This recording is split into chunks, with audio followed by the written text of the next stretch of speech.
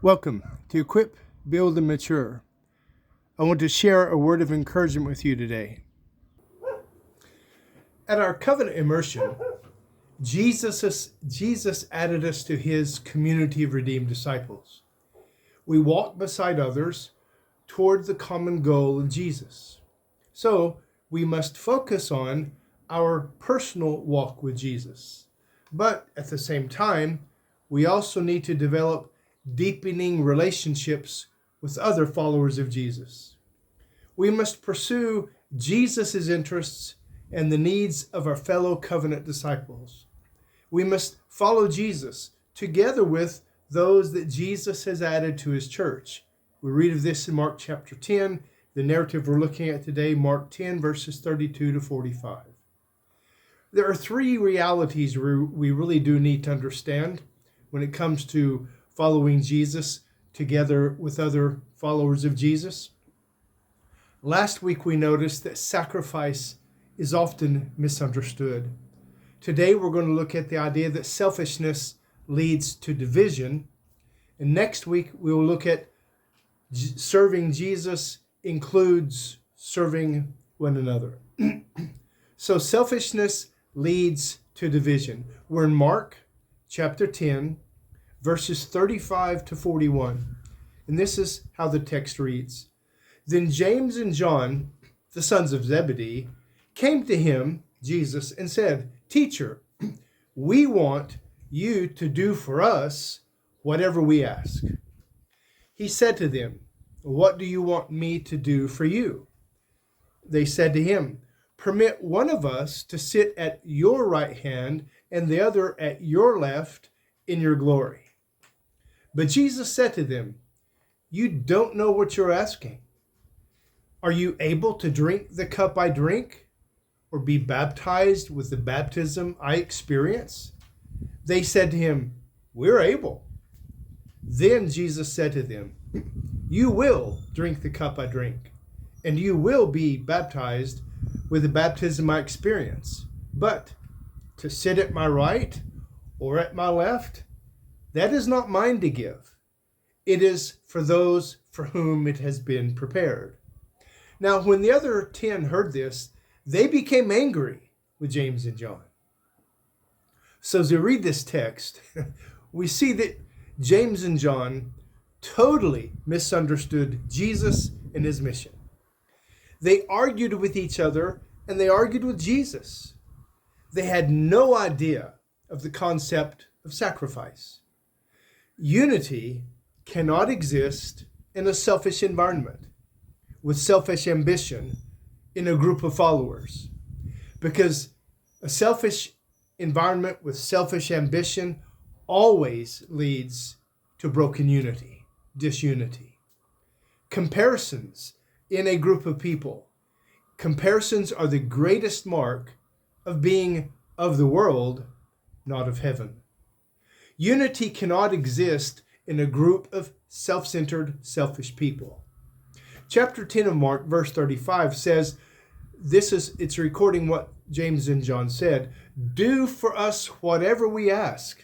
Oh, what arrogance. That is so self-centered. They tried to control Jesus. In chapter 10, verse 36, we have Jesus' response. He simply said, What do you want? In chapter 10, verse 37, reveals the depth of the sin in their souls. Jesus had just predicted that he was going to die. And these two guys were immediately talking about positions of power and positions of prestige for themselves. They wanted victory without any sacrifice. In chapter 10, verse 38, Jesus told them that they had no idea what they were asking. In 10:39, their response was so ignorant and arrogant. And they said, Of course we're able. We can do it. See, they were so very obsessed with the idea of thrones and power and position and prestige. They had no idea how serious their words were. They would drink his cup of suffering. they would suffer his baptism of blood. James was the first apostle martyred for his faith in Jesus. And John endured the grief of his brother's death, the death of all the other apostles, and years of lonely exile on the island of Patmos. And finally, the great grief of being shown the turmoil that Jesus' church would go through in a few decades. Jesus understood the necessity of suffering and sacrifice in order to live for God's glory and to live selflessly in his covenant community. The 12 at that time simply did not understand it. They wanted privilege and power. They wanted God to serve their selfish desires. They wanted God's agenda to align with their agenda. They were arrogant and very ignorant. That's a lethal combination that always destroys unity. Arrogance and ignorance. They had no clue, no idea about the spiritual reality. There's no crown without a cross. There's no victory without suffering and sacrifice. Now, chapter 8, verse 41, 8:41 of Mark says, "Now when the other 10 heard this, they became angry with James and John." All 12 of the guys seem to have been filled with selfish ambition, comparing others with themselves. And comparing ourselves with others is one of the greatest marks of this broken human culture that seeps into the mindset of those who are trying to be disciples of Jesus. Nothing good ever comes from comparing ourselves to other people. Either we come out on top, filled with pride, or we come out on the bottom, filled with envy. James and John arrogantly tried to get what they thought were the top positions. The other 10 were envious and probably bothered that they didn't think to ask first. Selfishness will always lead us to a division in a marriage, in a family, in a church. The 12 were on the path to disunity. It is as true today in the 21st century as it was in the first century. Selfishness destroys the unity of God's Spirit in Jesus' church. Being self-centered always leads to discord, disharmony, and disunity. Jesus tells us, do not seek the first position and do not seek preeminence.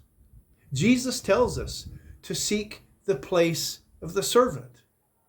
I want to encourage you today. Remember, the road to spiritual victory is not about conquering others.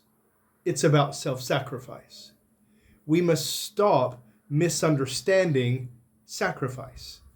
There is no unity in any community without sacrifice. To follow Jesus is to serve him. To serve Jesus is to serve our fellow disciples of Jesus. God's design is that we follow Jesus together with honesty, openness, and humility. Hope you guys have a great day. Thanks for spending a few moments here with me, and I'll see you next time. Take care.